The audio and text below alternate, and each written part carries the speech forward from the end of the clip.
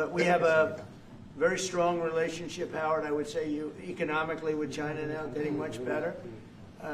They have to give us magnets. If they don't give us magnets, then we have to charge them 200% tariff or something, you know.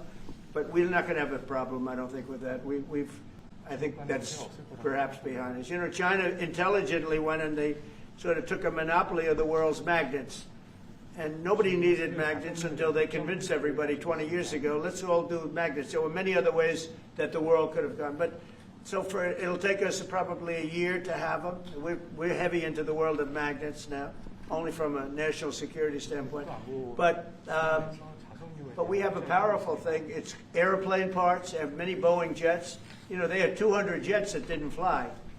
And I've sent them all, based on his word, I sent them all of the parts so their planes can fly. I could have held them back. I didn't do that because of the relationship I have. And their planes are now flying. You know, we had 200 of their planes were unable to fly because we were not giving them Boeing parts purposely, because they weren't giving us magnets.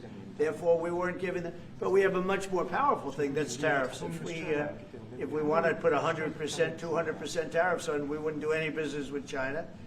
And, you know, it would be okay, too, if we had to. But the magnet situation, we have tremendous power over them, and they have some power over us with magnets. We're going to have a lot of magnets in a pretty short period of time.